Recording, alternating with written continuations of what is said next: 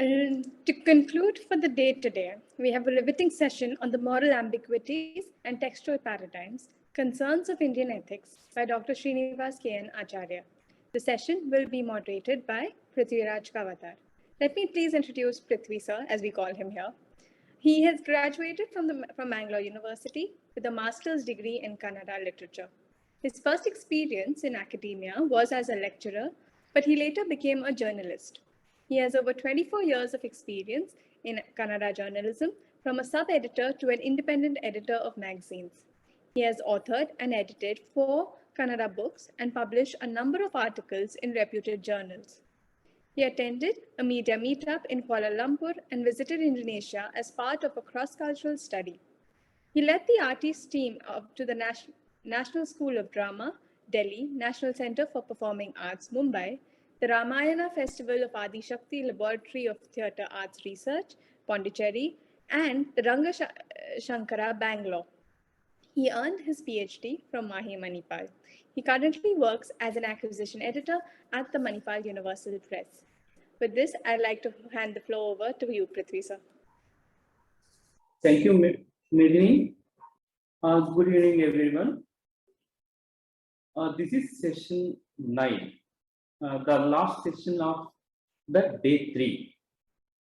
Today we have had 2 sessions already on the theme of comparative frameworks of critique. In this session, we will have a lecture by Professor Srinivasa N. Acharya. Let me first introduce Professor Srinivasa N. Acharya. Professor Srinivasa Kumar N. Acharya, who is familiar as Srini at our Manipal University campus. He holds 3 postgraduate degrees in Sanskrit language, literature, linguistics, and philosophy. He earned his PhD in Nagar Nyaya philosophy at Central Sanskrit University. His thesis focuses on the philosophy of language in Indian epistemology, a textual analysis of a 16th century seminal work.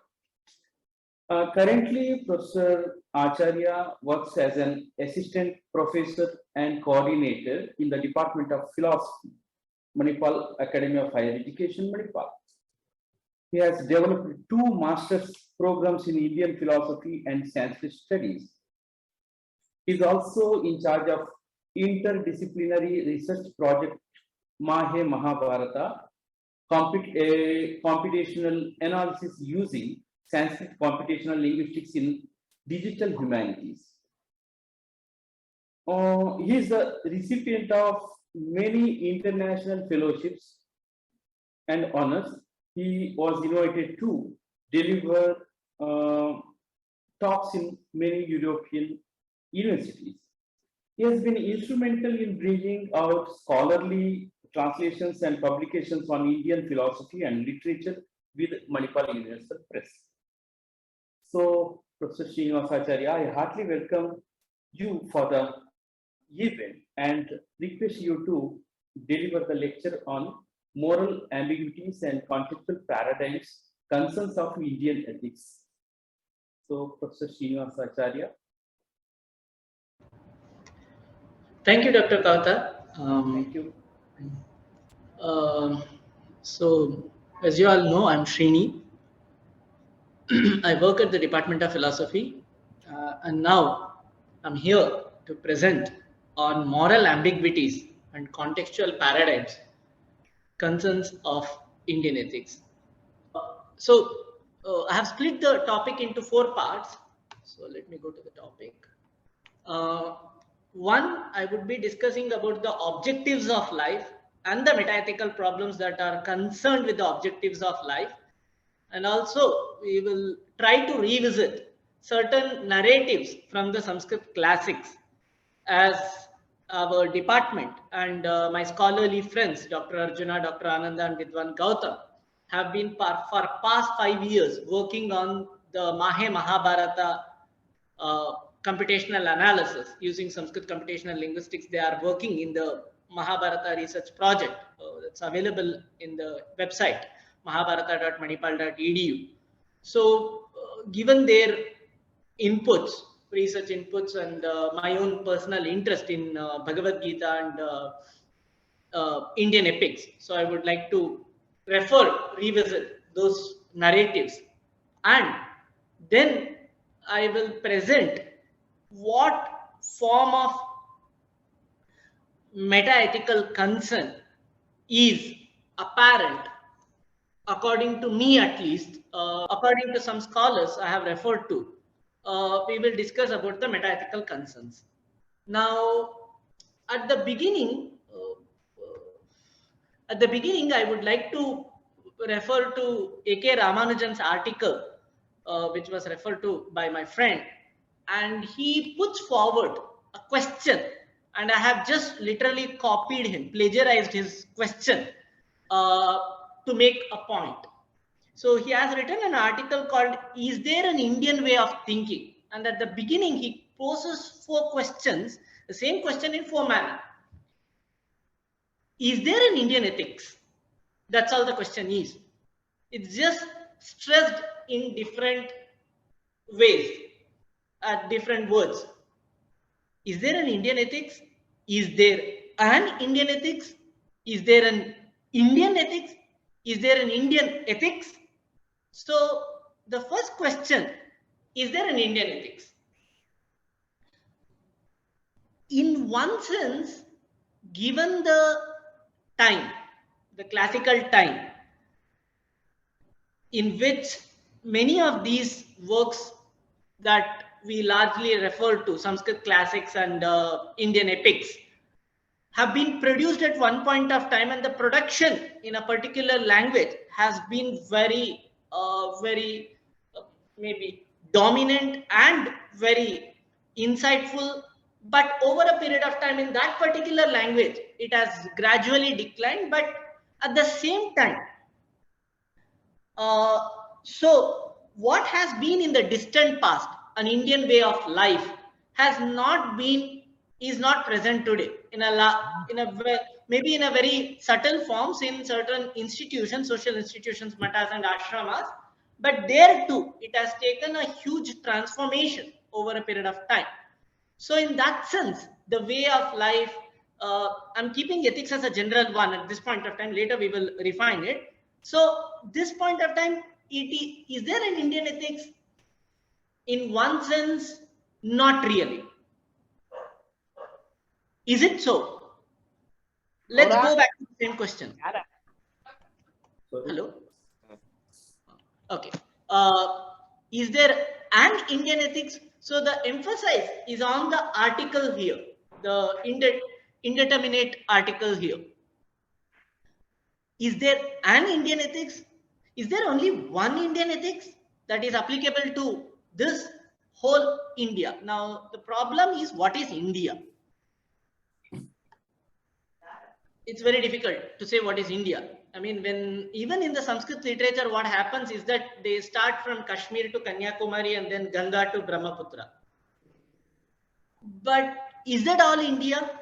Because India at one point of time has stretched beyond these. I mean, Sri Lankan historians do disagree with it, but it has had a strong civilizational connect with India.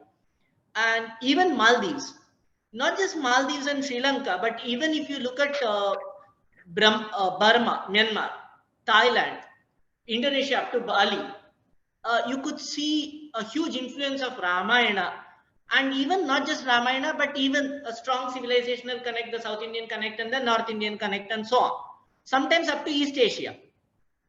So can I call all of them India because they just had a civilizational interaction with all of these people?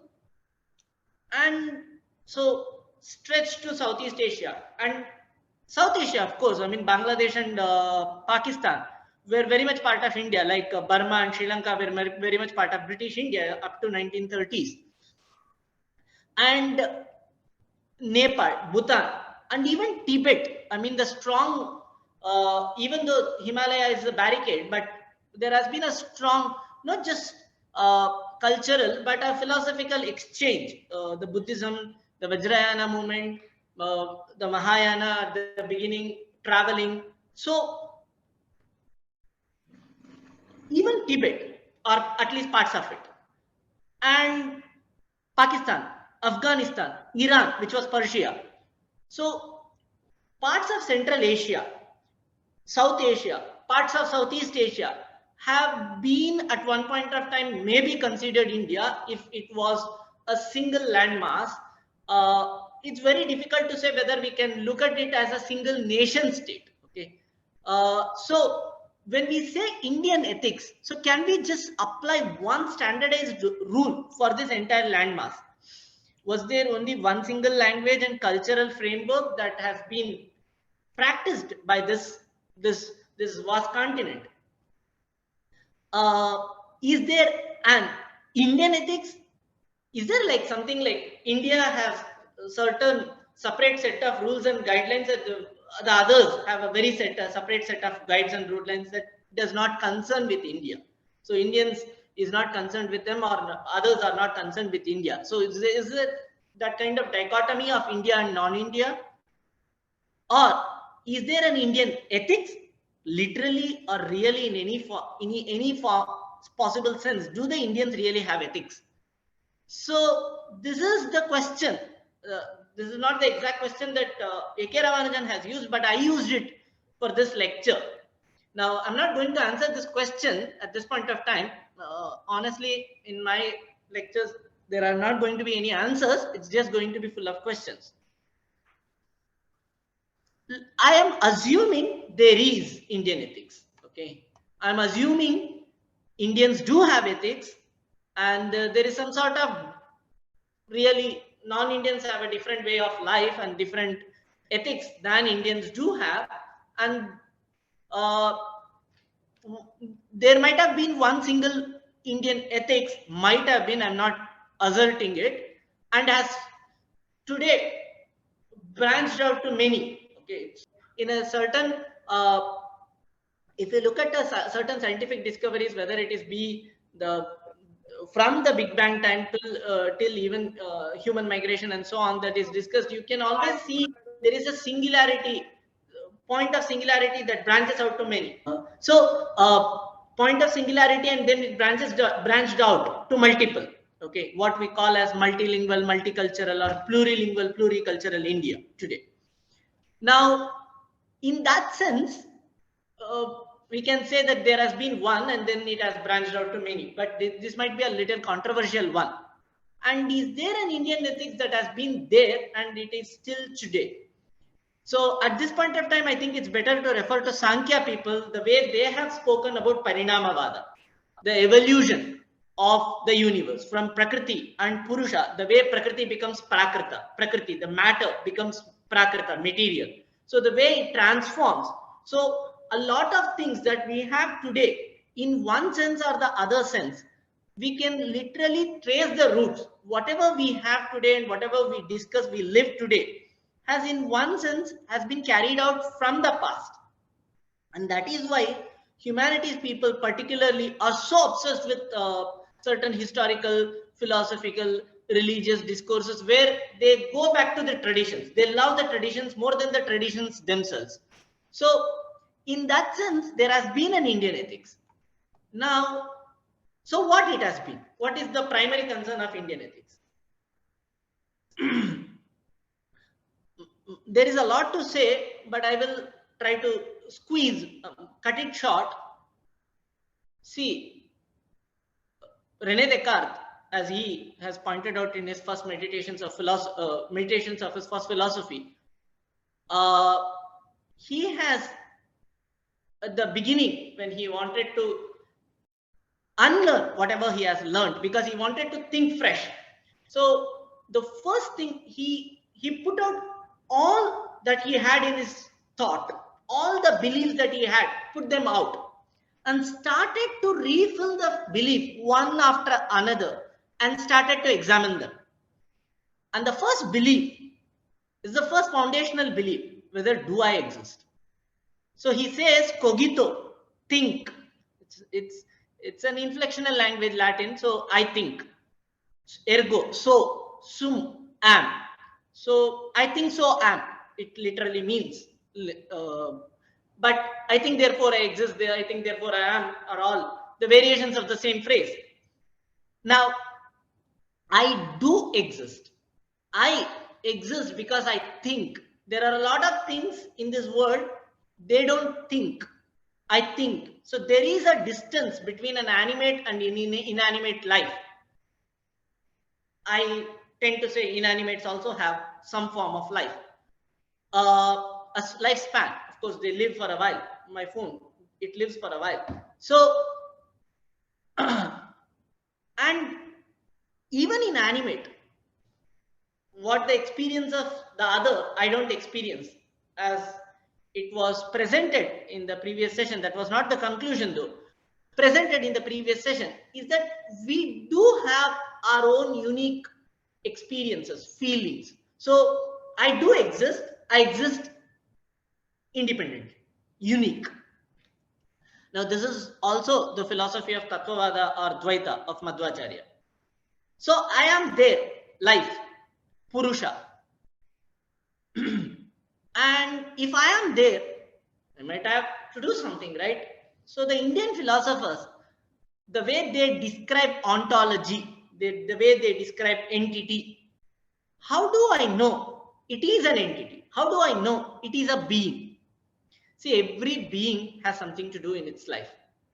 Every artha, every object, every entity, referent. This bottle has something to do with its life. I mean, I can put water and then I can drink when I'm thirsty. So it has a purpose. So it has an activity. For me, it is a purpose. For me, this, it is not a purpose. Like bottle was not born that I'm going to have water and then I'm going to quench a lot of people's thirst. That was not the purpose of the bottle for itself. But for me, it's a purpose. But it has an activity. So there is an artha, and that has a kriya, artha kriya. And whatever is capable of doing this artha kriya, that is the definition of that. So tattva, tattva means thatness. Tat means that, tvam means ness, tattva means thatness. So this tattva, this artha, this object has its own activity and it's capable of doing its activity. Every object in this world, including me. Now, everyone has an artha. So I am alive, I am a Purusha, and I have an artha. What is that? It is one artha is this, that is, see, if I live, I have to do something. I have to do something. If I want something, I have to do something. Though philosophers like Kant and all have taken this particular instance in a different sense, but I am also referring to them. I'm also trying to paraphrase their thoughts and present here, is that I desire something. I mean, I want a job because I get money. If I get money, I have certain things that I want to do and I can do. So I'm sitting here presenting this, sharing this thought. Now, Purusha, Artha, every life has a meaning. Now, Purusha, is it a man or what? There are the modern Western scholars or modern Indian scholars or even traditional Sanskrit scholars or even other Indian language scholars have considered Purusha not as a, they also have considered Purusha as a man or male, a gender or a sex, but they also have considered Purusha as a human. They also have considered Purusha as a living animate creature. They also have considered Purusha as an object. Even this is Purusha. Anything that has an embodiment, anything that has a body, it's Purusha. It has three names. It has one in masculine gender, Pullinga, Purusha. It has one in feminine gender, Vyakti. It has one in neuter gender, Vastu. Vastu means existent, that exists. Vyakti means that is manifested. It has a form. And even what is abstract, that also has a form. It's not just only the things that are concrete or tangible as a form. Intangibility itself is a form. So Vyakti means manifested, not literally that only, I mean, I can't say that I have been infected by COVID thrice, I guess. At least 2 times I was tested positive. Third time, I know I had symptoms. So that microbe, that pathogen, I might not be able to see, experience, experiment, but there is a way that even if it is intangible for my physical eyes, but there is a way to determine it. So it has a manifestation, it has a form. So Purusha, embodied, it means. So any life for that matter, particularly here animate and particularly human, and the divine and the demon. Now Purusha Artha, the life, the meaning of the life. What is that? We all have some sort of activity, kriya. We all keep on doing something. So I derive pleasure out of whatever activity that I pursue. I just love to slap people. May I do that? No. There has to be a certain code of life, because that's considered something as right or correct or good. Now, in that sense, that activity is not the activity. It fails to fulfill the definition of activity. So, dharma, the way of doing things. And if I have to do things, I need some sort of support. And that support, for example, if I want to help someone, I mean, I need certain resources to help people. So I need resource, artha, wealth. And I also, it's not that much is enough. Oh, my time is going fast. So it's not also that much is enough. I also need desire to do. I need to have that feeling. I have to have that karma. And at the end, why I have to do all these things is ultimately I want to attain something. I want to attain by doing these. I mean, we can still argue that whether art or literature is studied for a certain purpose, for an entertainment, or for knowledge, or for experience, or whatever, an aesthete, a connoisseur, a sahridayi would critique, a vimarshaka would say, or the writer themselves. But at the end of the day, the point there is that even if it is art for its art's sake, it's not it. There is some. It's the end by itself. Even that is the case. That is also a destiny in one form. So it's very difficult to escape this fourth chain: dharma, artha, kama, moksha, the 4 objectives of life, purushartha. Now, Mahabharata, the Pandavas had a problem with it. They wanted to know which one should we follow. I mean, of course, we want to do with something, and we want to do because we want to do. And yeah, we want to do because we are going to get something out of it, maybe. But Sahadeva said, see, why are you going to do all these things at the end of the day? It is because you want something. What is that? Moksha. Moksha, mukti, nirvana, atyantika kalyana. There are a lot of words that are used in Sanskrit and other Indic languages for this concept, even in English: freedom, liberation, salvation, emancipation, liberty, and so on. I want to attain that. That's why I engage in all these.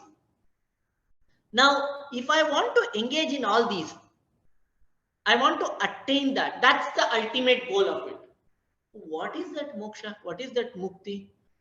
In Sanskrit tradition, in Sanskrit philosophical traditions, and Indian philosophical traditions in one sense, in one particular sense, for them, these purusharthas are the primary concern of Indian ethics. Okay, so that's why it's very important for us to understand it, because for religious and spiritualist school, there is a soteriological, eschatological perspective, fruit. Okay, there is a soteriological fruit that they want to achieve. But for others, I mean, I don't believe in God. I don't have this soteriological goal. I don't believe in heaven, hell, this judgment day. So do I want mukti? I mean, freedom, of course, everyone wants it. Sukhameva mesya dukkam managapi mabhut. Let there be only happiness. Let there not be suffering even in thought. This is a concern everyone has. This is a wish everyone has. Now, this moksha is the greatest purushartha, Sahadeva says. I'll try to go fast because I'm running out of time. So, Sahadeva says moksha is the greatest purushartha. That is why Shastras and all say that you have to go moksha, because there you experience more bliss. Even a person who's a-religious, for example, Charvaka says moksha is not that whatever you want, you experience, that is moksha. Anishta nivritti, ishta prapti. Anishta, that is dislike. Nivritti, retirement from dislike. Ishta prapti. Prapti is engagement, having it, attaining it. Prapti, ishta is like. So you retire from dislike. You don't want that, whatever you dislike, you don't want it. You retire from it.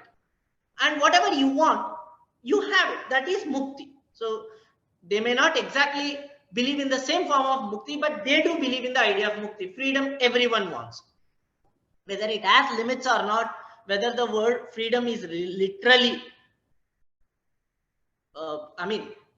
is it a hypocritical term that there is something called freedom, or is it literally like absolute freedom? That's a different question. But everyone wants freedom. The Yudhishthira, known as Dharmaraja, son of Yamadharma, says, you need to do something to get moksha. If you want freedom, you have to do something. You can't just sit in your own place and say that I'm enjoying, I'm having freedom. It's not that, that's not considered freedom. So you have to do something. So that is dharma. How you want to live. If you want to, if you go on slapping everyone, you will be prisoned. That's not freedom. So you have to do thing that liberates you from suffering. And almost all Indian philosophers unanimously agree that this life is a suffering. Even Charvaka says that Charvaka has a different conception, that's it. But doesn't mean that they don't agree with this. I don't have time to elaborate. So everyone believes there is some sort of suffering here. So I have to overcome it. And Buddhism has very explicitly and very beautifully explained the suffering, and even other philosophers, particularly Vedanta. Interestingly, Nyaya philosophers, when they have conceived God, they have not conceived God, they have conceived God as Sarvagnya, omniscient. But they have not conceived God as the one who has bliss, because for them bliss is a dichotomy. It's a binary. So if there is bliss, there will be sadness. So if God has happiness, that means there will be sorrowness in the God. So to avoid this logical problem, they have not conceived bliss in God. So everyone believes that this life is suffering. So they want to do something to come out of suffering to attain that freedom. So that dharma is important. Arjuna says artha is very important. Because without artha, what dharma you will do? Without resources, what you will do? Even if you want to do dharma, you need health. You need body, you need health. For that also you need resource, wealth. And also Arjuna, once Yudhishthira became, even before and after, when he was crowned twice, Arjuna was the finance minister. So in that sense also, he spoke for artha. Now, Arjuna spoke for artha, but that artha, what form of artha, that we will discuss later, once we have problematized that thing. Now, Bhima says, okay, you have artha, then you want to do dharma for moksha, fine. But what if you don't have kama? What if you don't have desire? I don't want to do anything. So will you be able to do? So kama is the greatest purushartha, is the greatest objective of human life, or the greatest meaning of life. Yudhishthira says, how come kama is great? What if I don't want anything at all? Then Krishna intervenes and says, even wanting nothing itself is a wanting something. Okay. If I say I don't want anything, means I want nothing. So kama, without kama, you cannot engage in any of these. And that's why even in the order dharma, artha, kama, moksha, it is next to purushartha and the last of the trivarga. Trivarga is the first three, dharma, artha, kama. With what you get moksha, the apavarga. Apavarga means out of the box. That the last one. The salvation through enlightenment. Now, what is dharma? Again, let's go back to the same question. Is there an Indian ethics? What is dharma? Now, what is Indian ethics? Is there an Indian ethics? Indians do have, they have separate. One is, if we disentangle this Purushartha framework, theory of Purushartha, we do get to understand certain complications that the Sanskrit philosophers have used to answer certain riddles and solve their metaphysical problems. But that's the next task. Before that, what we have to understand is that in Indian discourses, dharma plays a very, very important role. Just a minute, I'll share my screen because I don't have time to explain that. How to share? This is the way to share. Okay, cool. Okay, I think the screen is shared. I have to say, I'll just go. Okay, fine. Here it is. If you look at when we say dharma, so these are the dharma shastras. Zoom it. Okay, these are the dharma shastras that when we refer to Sanskrit text as dharma shastra, the Vedic text. So the Vedas, they have Vedanga. Vedanga need not be always literally something relevant to Veda only. It's also relevant to other fields of thought. So they have dharma shastra. The Buddhists also have dharma shastra. Even Jainas also have dharma shastra. Even Charvaka has a atheist, a materialist also has their own version of dharma shastra.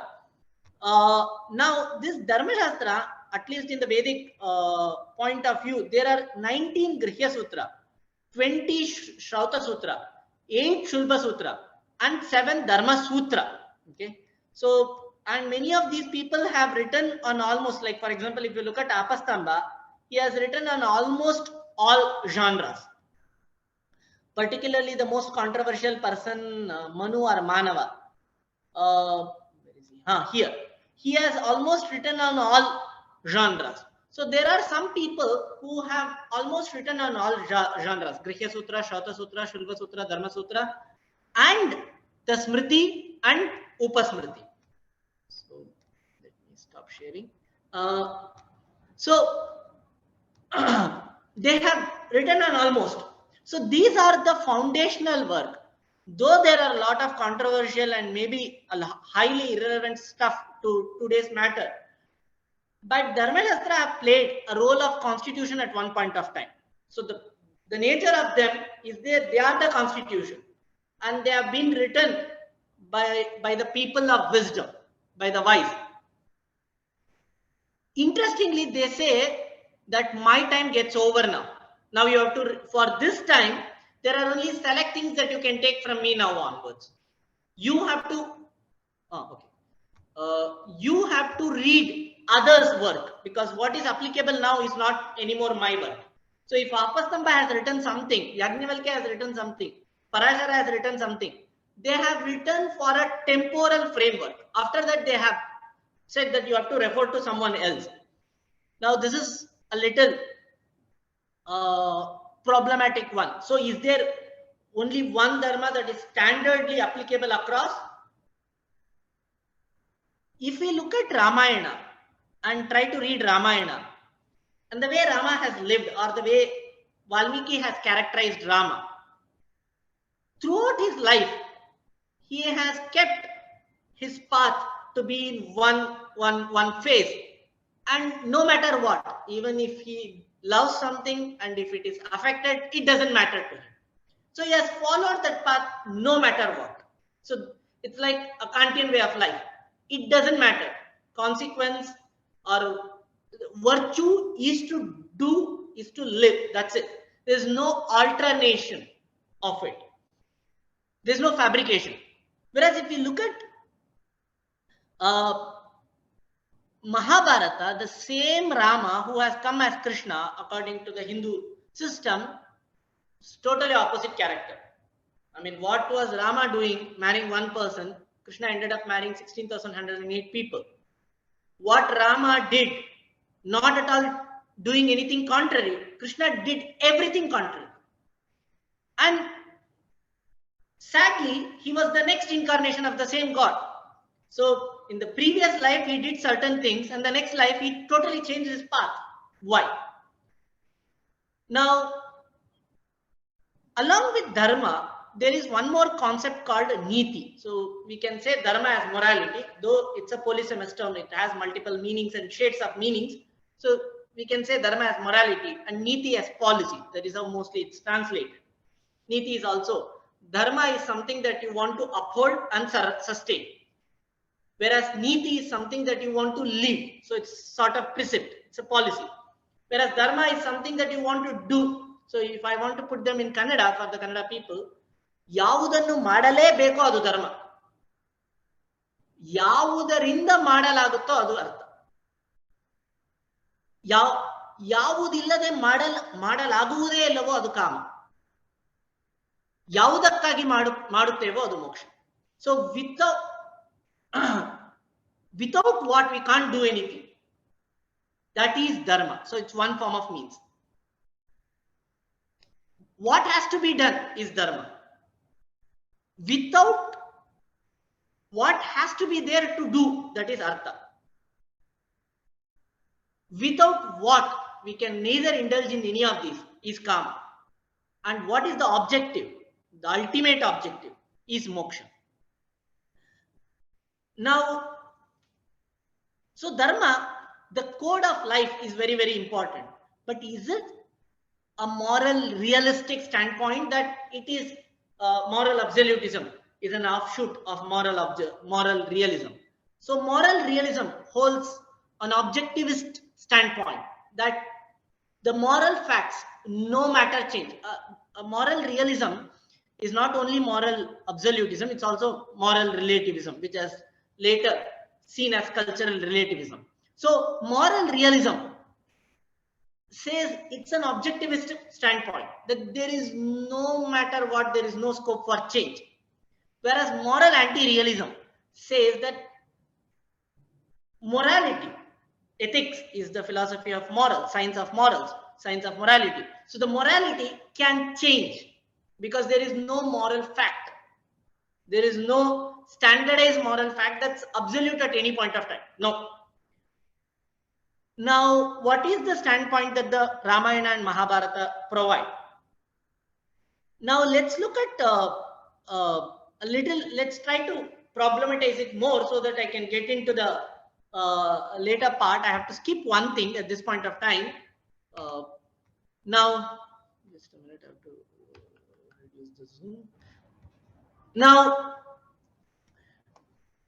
Arjuna has this doubt at the beginning of Bhagavad Gita. Even the book, Ethics and Epics, written by B.K. Matilal, and even an article written by Arindam and Vrinda and Ganeri. Most of these people, even the famous debate between Bankim Chandra Chatterjee and Rabindranath Tagore. So most of these people have dealt with this particular instance of Arjuna's questions, which are very, very interesting in a nature. I mean, I had with the help of my friend Tanima, we had translated the questions for certain reason. If you look at those questions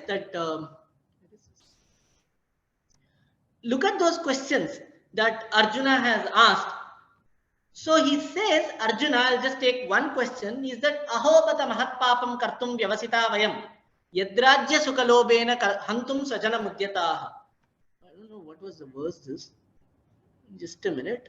Okay, yeah. So we have translated it as, alas, what sin we were about to commit that we are to engage in the killing of our own people due to the greed of pleasure of kingdom. Okay. Yadrajya sukha lobena hantum sajana mudyata. So I mean, there are a lot of things that Arjuna has presented. It's very interesting to have a debate on them. this question many people have taken, so I'm also taking it. So what sort of creatures we are? If you look at the Mahabharata, Krishna has been greatly credited to be the chief architect of the Mahabharata battle. And if I want to put the Mahabharata battle into perspectives, let me go back to the document. Okay, so approximately 4+ million animals and 7+ million people were there, and the survivors are 10 to 20. Now, it's such a, I mean, I would say Kannada word Marana Homa would be the appropriate term to say that. It's almost like 1/3 of Bangalore population, and in terms of humans have been killed. Okay, it's not the same way that we think that all of them gathered on the day one. It's any army, any military will always have a formation, and there will be contingent of people doing different kinds of job, not only on the battlefield. So approximately every day there were somewhere around 400 people on the ground. So one side. So it's almost like 400 to 700 people, 1,000 people, 400 to 700,000 people, 4 lakh to 7 lakh thousand, 7 lakh people were there on the ground. So that's because ground also will be like, I mean, it's the entire Kurukshetra today looks different, but then it was different. Now, what Arjuna asked is that, can we kill these people? For what? Just that we want our land back. Yadrajya sukalobena. For that loba, for that greed, can we kill? So he makes it as if it is completely immoral, and his questions are very genuine and very powerful. Even though Krishna mocks at it, and then the Indian philosophers also have taken the Krishna stance, but at the end of the day, his questions are really powerful. I mean, Arjuna is not some individual. He was a scholar, undoubtedly. So, I mean, even these characters are mythical in one sense, if that is the position. In that sense, the one who's writing Vedavyasa is not going to write something that's boring. I mean, the stretch Mahabharata is even if you say Jaya, Bharata and Mahabharata, according to the critical edition, it's 75,000 verses, and other critical editions, it's 95 to 100,000 verses. So Mahabharata is of that big size. I mean, if you want to read a book, and the Vedavyasa is one individual who's a mess, who completely messes you out, totally confuses you. You are in a maze. You are unable to get back to the story. You are unable to remember the characters. You are unable to remember the places. You are unable to remember what is their time, what is their age. Everything is a mess in Mahabharata. It's a maze. And it's not that Vedavyasa was dumb to do that. He intentionally did it. Okay. And it's very clear when we read Mahabharata, it's very clear why he did it. He has used 7 literary techniques and 100 styles, as the Sanskrit critics have commented upon it. Now, so this question, Arjuna, what he is asking, and even what Draupadi asked when she was dragged to the, I mean, imagine an empress, a first lady of a province, of a kingdom, or of an empire, is dragged to the public. Okay, she's dragged with the hair and thrown in front of everyone. And in that point of time, even when women are considered to be less powerful, or she is an outstanding woman of her sorts, there are, if you read Mahabharata, there are different depictions of Draupadi. That's a different story. The question that she asked, Kimnu Purvam Parajayeshihi Atmanam Matavanumam, whom did you wager first? Whom did you lose first? Yourself or me? If you had lost yourself first, how could you even wager me? Because I'm not your property. I'm not object. I can't be used whenever you want. And Bhishma says that Draupadi has asked a very powerful question. I don't know what to do, what to answer to this question. And then Draupadi chides. Bhishma says, Drona says, Nasti Tattvam. These Bhishma and Drona, they're useless people. They are considered to be the wise. And Draupadi once again chides in Shanti Parva and Anushasana Parva when she says, all this dharma, that ethics that you are speaking today, what happened to them then? Why you sided with Kauravas. So now for this question, Bhagavad Gita is the response. What Arjuna's question is. Initially, Krishna does not respond, he just responds in short, but later he gives an elaborate answer of what is to be done. Now he says, I don't want to fight, for which Krishna encourages or even instigates war, a bloody war. Now, if it is a religious textbook and if it is a philosophical textbook or if it is a book of ethics, is this the primary concern of this book? For this moral dilemma, the moral ambiguity that Arjuna has, for this is the answer that Krishna gives, is the response that you fight.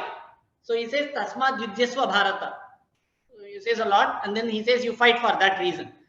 I have little tweaked here and there, and I'm really sorry. You read the original and you read the translation on your own and you read the interpretations and secondary resources. You don't have to believe in something to read something, to understand something or appreciate something. All you have to have sahridayata. So that's very important. You believe, you don't believe, it's something different.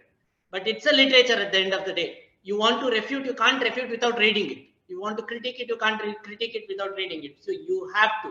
That's a categorical imperative. So now, what is that has to be done? Should I fight, kill, or not kill? Now, Krishna in Mahabharata is a person who does not answer anything directly. He's always either negative in his remarks or indirect in his remarks. So he gives 700 verses. There are certain questions by some people. Did they really have that time? What the other people were doing when Krishna and Arjuna were having 1.5 to 2 hour conversation at the beginning of the battlefield? So they were silent, 2 hours under the sun at the early morning. So now Krishna speaks of karma very highly, and then he says that karma that is being done without jnana is useless, and that karma with jnana is called bhakti. And this karma that is done with jnana, which is bhakti, out of that what you attain is moksha. Now let's go back to the Purushartha theory. Now look at dharma is what we call karma. Dharma means it is the karma. So whatever we think of action or deed, karma is used in two different senses, but one sense is dharma. Karma pala also, nin prarabdha karma, your karma, people say that's a different karma. So that's the deed, that's the fruit of the karma. So dharma is karma. And artha here, what Arjuna fought for earlier, is not merely wealth, resource, it's jnana. It is resource is also, knowledge is also an economy, knowledge is also a resource. That's jnana, artha means jnana. Kama means bhakti, because ichcha kamaha, ragaha dveshaha. So kama is the opposite of dvesha, hatred. Kama means bhakti. Bhakti means love. Bhakti means unconditional love. Madhvacharya says, Mahatma Jnana Purvastu Sudridaha Sarvatodikaha Snehaha Bhaktihi. Snehaha Bhaktihi. Bhakti means it's like viscid, it's viscous, it's like sticky, it's glue. It's that love, what even Chaitanya tradition emphasizes, or lot of Vachana tradition and a lot of others speak of that form of bhakti. That love, it's like it's almost glue. It is unconditional love. That's pure form of bhakti. There are different versions of bhakti. And now this bhakti cannot be merely a blind faith. It has to be through jnana. That is only bhakti, not the andhashraddha. Bhakti, Upanishads also says this, that what is done with Vidya and Shraddha. So it's not merely Shraddha that matters. There has to be Vidya, because Upanishad says that with education, with science and nescience, you attain immortality, you attain liberation. With Vidya and Avidya, both. Now here, Dharma, Artha and Kama is also Jnana, is also Karma, Jnana and Bhakti. And that's why Bhagavad Gita, at the beginning also Krishna spoke of this Purushartha. In the whole Bhagavad Gita discourse, he has spoken of this Purushartha. Because the entire Bhagavad Gita, if we sum it up and present it, it speaks of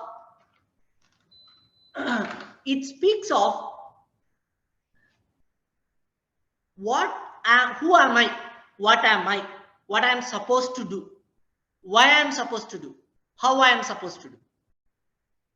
And if I exist, how do I exist? In what form do I exist? And if I am supposed to do, for what purpose I am supposed to do. Now, it is a discourse on self. It is a discourse on not just I alone do not exist. It's some sort of rule utilitarianism. Not exactly rule utilitarianism. That's not my point. It is not that I alone exist. I exist like everyone else exists. So if I have to engage in something, I don't do it for myself. I do it also for myself as well as for the other. So Bhagavad Gita speaks about the self and the other, and the relation with the self and the other, and the relation with the whole universe, the world, the resources that we use, and the way we live, the problems that we are facing. I mean, we may not be able to literally trace the concerns for ecology and the concerns for subaltern and the concerns for women and so. But there is always a way to, as Professor Shivaprakash said it about Sadharanikarana in terms of interpersonalization.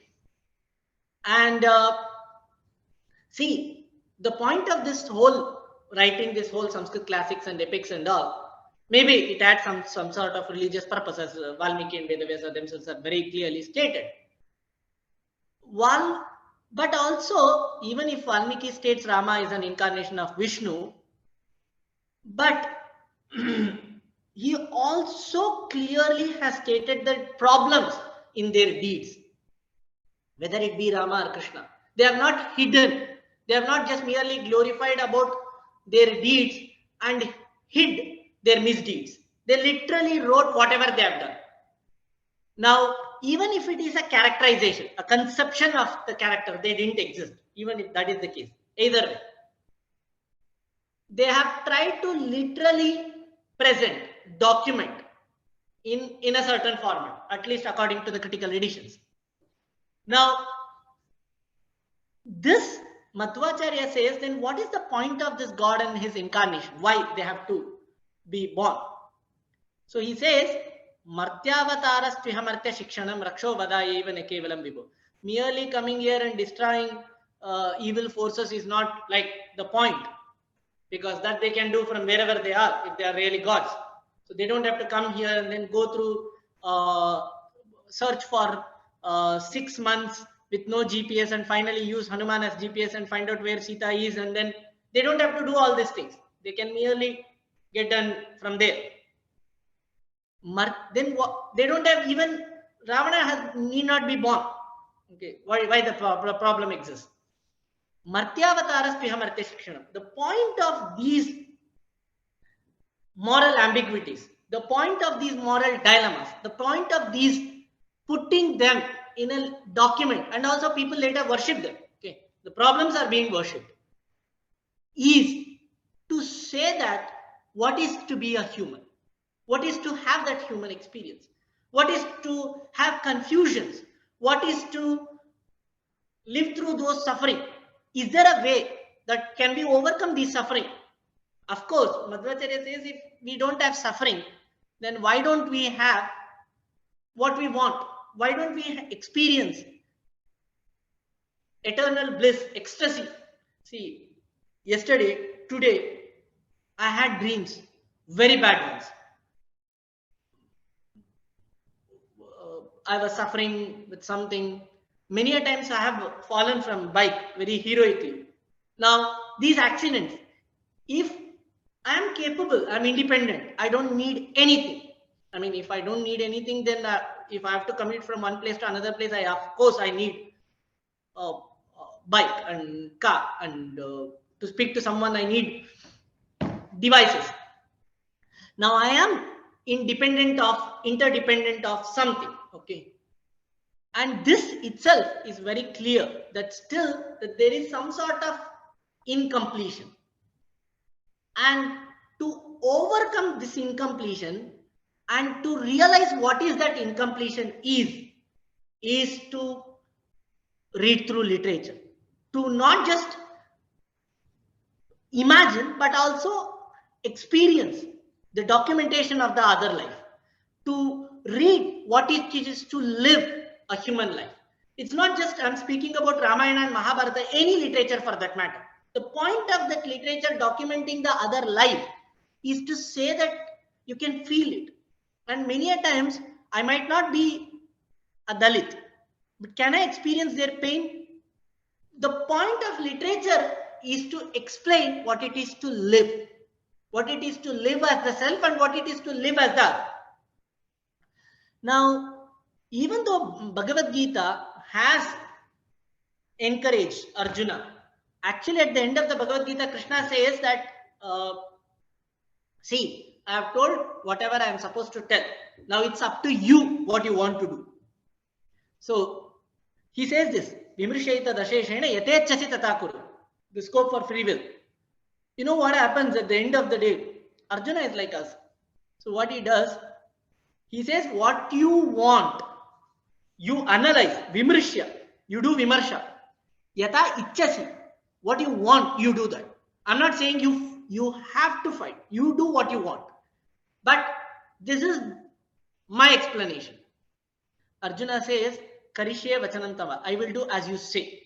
Rather than I will do as I have to or I want to. I will do as you say. Now, this is our problem, our ambiguity, our status of morality. Many a times we fail to critically analyze, to philosophize, to understand what we are supposed to do. What we do, rather, we go to the standard prescriptive norms. Whether to judge something, whether it is an aesthetic judgment or an ethical judgment, anything, we always take resort in the other. Now I have to conclude. I will speak of one thing and then conclude. Is that then why does this Bhagavad Gita instigates war? Why for just these 5 people, so many people were killed? Now Krishna, interestingly, he is not the architect of the war, because before that he goes and tells Dhritarashtra, Swayadina Shamorajan Maichaiva Vishampate Putran Stapaya Kauravya Pandavan Stapayamyaham. You and I both hold the key for the peace. You stop your children, I will stop. So that in the future generation, people won't tell that these 2 people were important to stop the battle. Dhritarashtra says, I can't do nothing. You tell Gandhari. Gandhari comes and tells, what I have to tell? I have to tell you only, because you are not just blind from outside, you are also blind from inside. I've been telling that Duryodhana is going on the wrong path. Duryodhana does not listen, and then the battle happens. But Krishna uses a lot of different types of means, which we could have discussed. But now, this at the end of the battle, when Duryodhana is killed and Karna is killed, Karna asks Krishna, what is this? There are certain things that I'm taking from different multiple adaptations and commentaries and interpretations, not just directly from the original, so-called original Vedavyasas Mahabharata. But why have you killed me? Krishna says that you are speaking of dharma, that I used adharma to Duryodhana and Karna. So if you say that you were unarmed and helpless, so was who's that person? Abhimanyu. Then where did your dharma go? And when you drag Draupadi to the public assembly hall, where did the dharma go? And when Arjuna asked that I don't want to kill these people, Krishna says, he had told already to Draupadi, now he also tells to Arjuna, now and in Anugita, is that if you are speaking of these people who are being here, they are all voluntarily here, or they are forced to be here, but it's their choice. Now, if they are voluntarily here to fight, they are here to fight. They want to fight.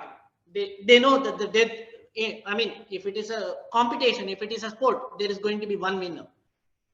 And at the same time, if you are speaking of them, what about your subjects who are going through a different form of governance? Vedavyasa very explicitly has narrated the way Dhritarashtra and the way Duryodhana govern. So Krishna also interrogates, interprobes that what is that as a warrior, as a person who is supposed to take over, as a person who is responsible. Now, why are you silent there? Why are you not concerned about those subjects and the people who are voluntarily here? Why are you concerned about them? And there are a lot of other ways of looking at it. But one thing that we can take as a framework as Yama and Bodhayana and Krishna in Bhagavad Gita has presented contextual parameters that he has spoken in the 18th chapter of Bhagavad Gita, where I'm not going to Yama and all, I'll just stick to Bhagavad Gita and conclude, is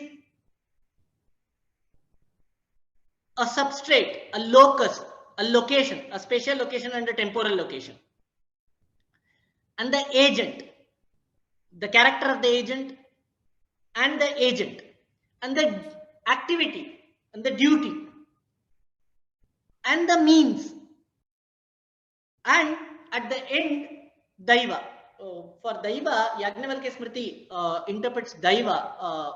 Some people might call it fate or luck and all, but Yajnavalkya Smriti has interpreted Daiva very differently. So we can keep one general notion, divine force. Now, all are equally considered while we are giving a moral judgment. It is not only about that person is a bad person. It's not merely virtue.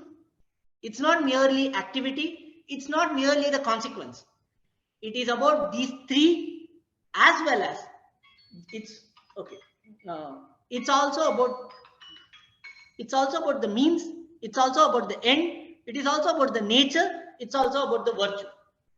Now that is why when Rama in Ramayana, the story, if it is about the self, there is no scope for divulging from the tradition. When it is about the other, Mahabharata is not about Krishna. Mahabharata is about Pandavas and Draupadi and Kauravas and Karna. When it is about the other, there is a scope that we have to take up, the moral responsibility, evaluating through the contextual parameters that are present in Indian ethics. Of course, there is a lot of controversial and complicated and unacceptable problems in the Sanskrit classics and Indian epics, but there is a need for retelling them and reinterpreting them and revisiting them again and again of our past so that we know what we have traveled through. So I think I have attempted to do something, to share my thoughts and do some justice to the topic, which though Sanskrit poetics was touched, Sanskrit ethics was not touched. So I think I have tried to fill in the shoes to the best possibility. Now I am open for the questions, and I really thank you for giving me 7 more minutes to Dr. Prithvi. So thank you, Srini. It was a wonderful presentation, and your argumentation has come out in great clarity. Of course, the title was moral ambiguity, but your speech was come out in great clarity. So it was very, it was my privilege to listen to your talk and have gathered many new ideas from your speech. And I will respond to your speech in very briefly. So meanwhile, I'm inviting questions from the participants also, and they can directly they can unmute themselves and they can directly ask the question to Srini, or they can drop the questions in chat box. And my response is, your speech or your presentation is, you have started with the framework. What is that? What is India? Or how can we define India? Or how can, and same way, how can, is it possible to define Indian ethics? Or of course, I can extend a little bit. Is it any such universal ethics? So such questions you have raised, India, and I think it's it's nothing but about the framework.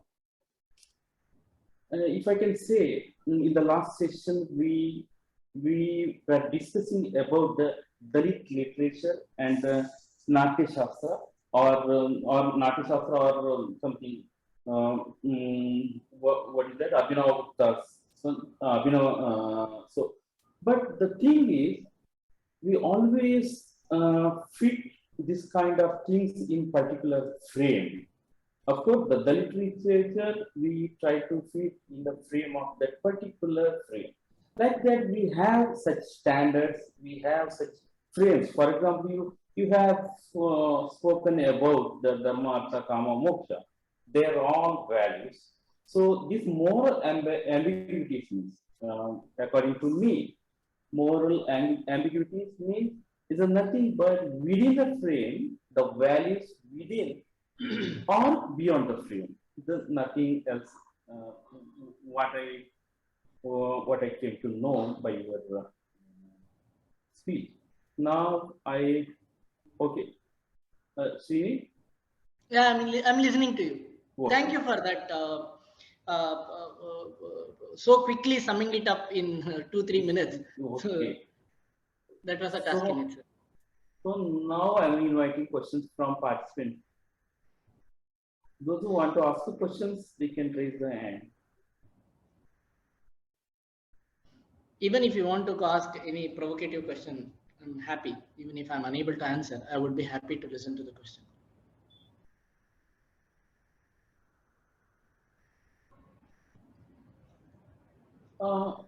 If I can ask, Srini, how you define these values or ethics or morality with the tools of logics or with the tools of neologics?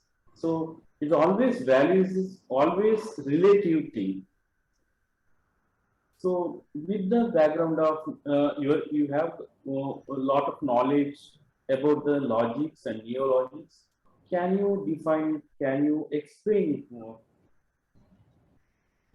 Okay, now first we have to understand what is morality. So if it is about right versus wrong, and then good versus bad, and then correct versus incorrect, what is that right? What is that it is actually referring to? What do we mean by right? What do we mean by good? So mostly if we try to look into other instances and then the lexicon and so on, the term good refers to what is favorable. Okay, and the term right refers to what is acceptable, what is accordance with, okay, and what conforms to the standard. And when we say something like correct, what we mean by it is about appropriate, what is appropriate. Now, do they exist? What is acceptable, according, conforming, appropriate, and then what is favorable? Do they exist? Now there are, so the moral anti-realist would say that these kind of moral facts don't exist. It's just an attitude. Okay, you live a life, you act in a particular manner, and then you give it a term. But a moral realist, maybe absolutist or culture relativist, would say that no, they have their own different versions of looking at it. But at one point of time, even the prescriptive cultural relativists would say that there is something called a moral fact. Okay. Now, for example, isn't it relative? Like it's in one culture it is fine, in another culture it is not fine. In one case it's fine, in another case it's not fine. Now let's take this example. Is that, see, lying is wrong. But if I lie, the story of Kaushika that Bankim Chandra Chatterjee and Bankim Chandra and then Rabindranath Tagore and all have taken, the story of Kaushika, where he lies. If he did not lie, he could have saved the innocent people. Now, isn't it right? Isn't it good to lie when we have something greater good is there? Isn't it so? Maybe in certain cases we can say that morality is relative, but in certain cases morality is not relative, it's absolute.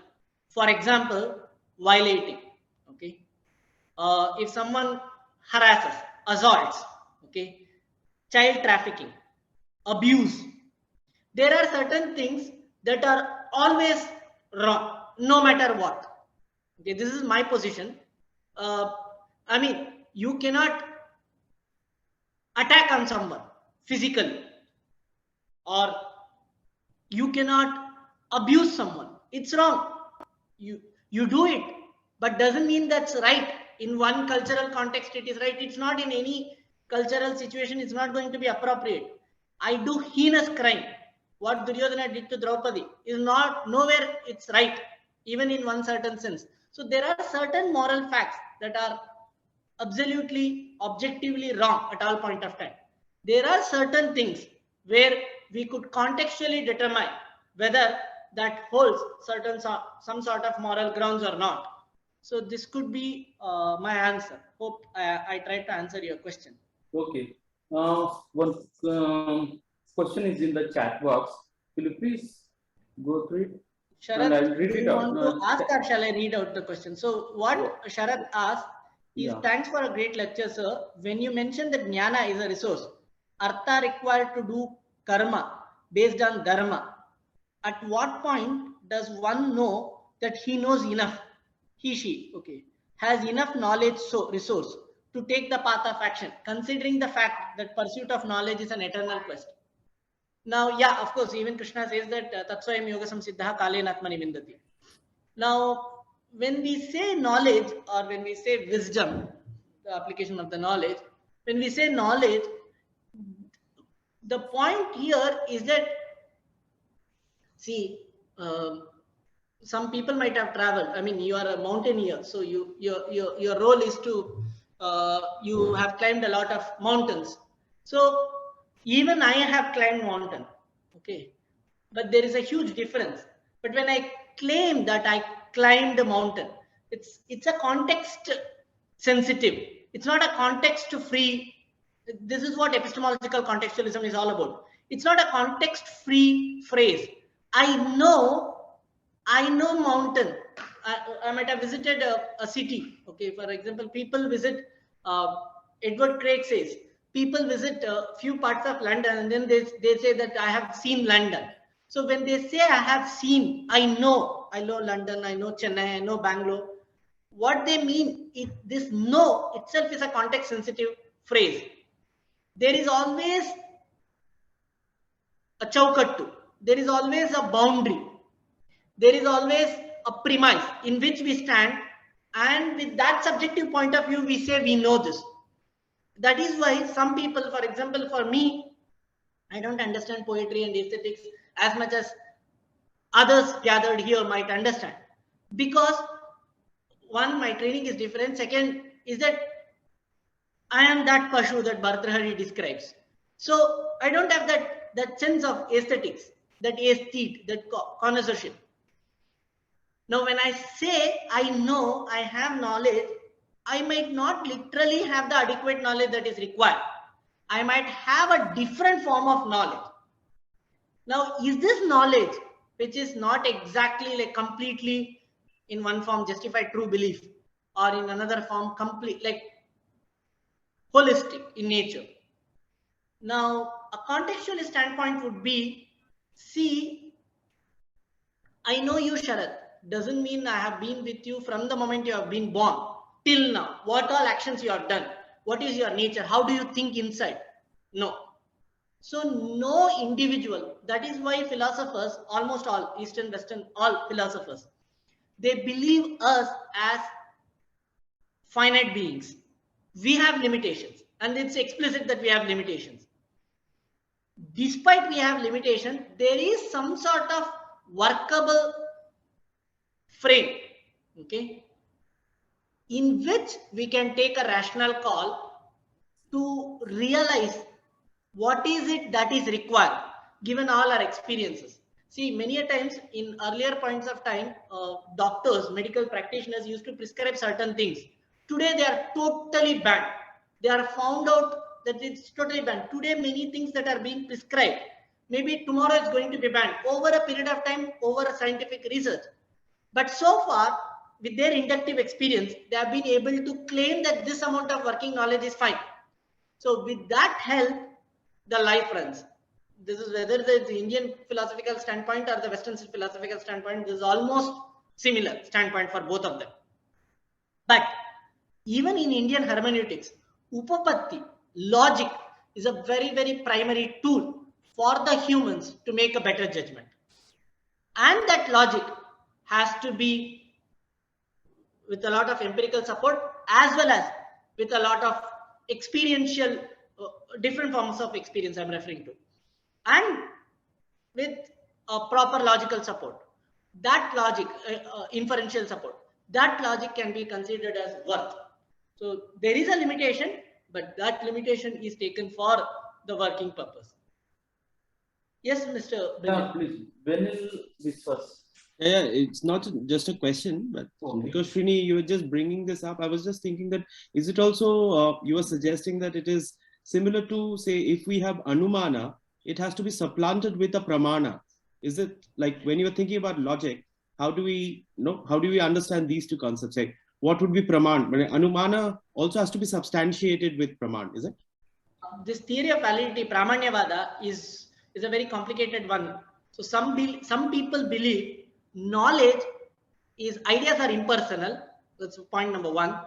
Second thing, whether they are impersonal or not, it doesn't matter. Knowledge is self-valid. It doesn't require external validation. Because, for example, I know this is phone. Yeah, of course I know. Maybe one time I need to operate it, but not all the time I need to operate it. So without operating it, I know this is phone and what is this purpose. That's why I go and spend on 1 lakh rupees for Apple products, because I know they are going to work. So I have knowledge and I'm not going to question it. I just directly use it. Now here, then what is the purpose of Anumana? Anumana. Anu means follow. Mana means episteme. Anumana is not this is a Vedanta position. So Anumana is not self-validated, valid. Even in Nyaya, you need another Anumana. They use this idam jalam martha kriyakari, samartha pravarti janakatvat and all. So they use multiples of Anumanas. So what is the point there is that in Vedanta position, even if I have to say the logic is going to, even if you take deductive case, for example, a priori.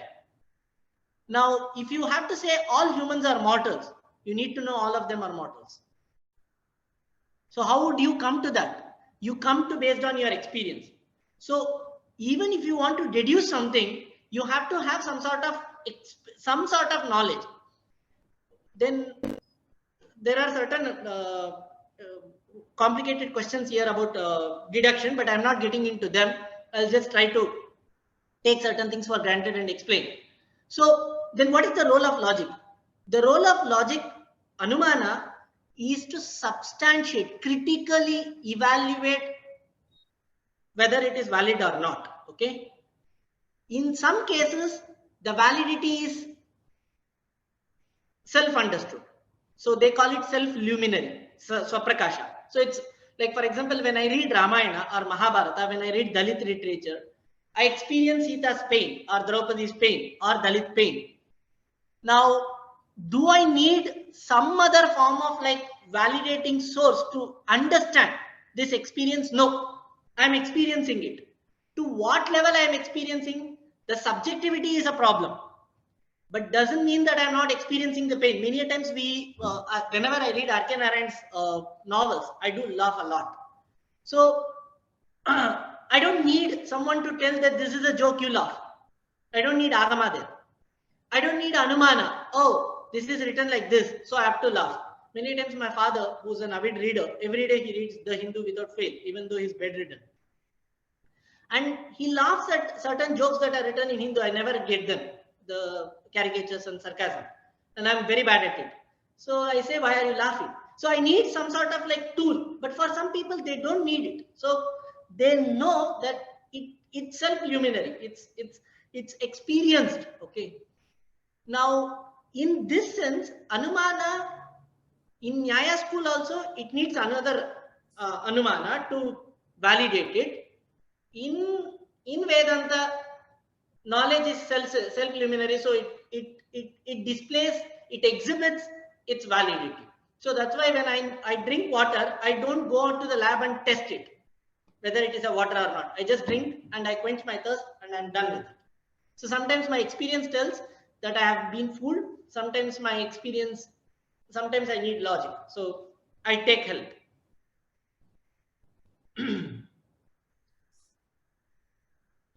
Thank you. In this sense, moral epistemology would be very, very interesting debate, which I did not bring here. It's a very complicated one.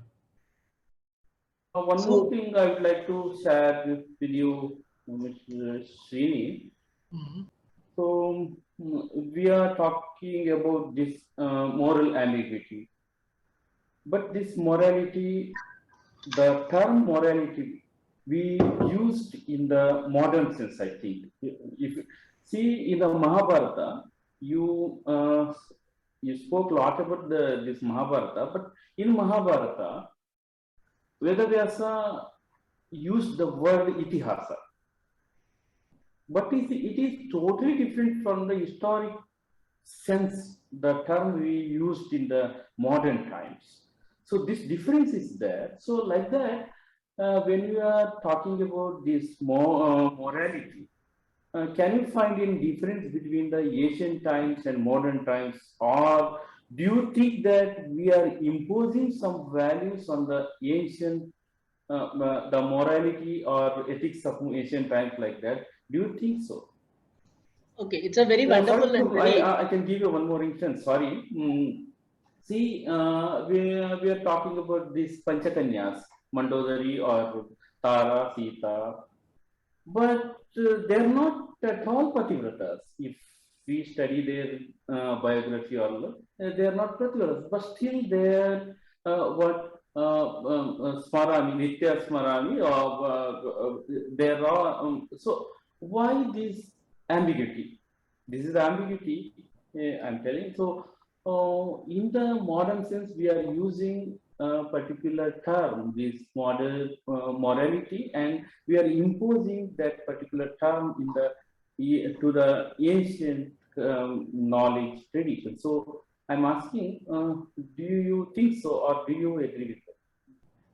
Okay, keeping the time constraint, I'll try to answer in short. Oh, it is already 5:20. Moral ambiguity, like in second chapter Bhagavad Gita only, Arjuna only, he says that I am confused. So Prichamitvan dharma sammuda chetaha. So here he has used that he is morally ambiguous. He is is doubtful what he is supposed to do. Now, now of course, what we are trying to do in most of the occasions, that we have generated some sort of understanding today, and with the help of this understanding, we are evaluating the past. So, is it really something that's worth doing? Is it applicable?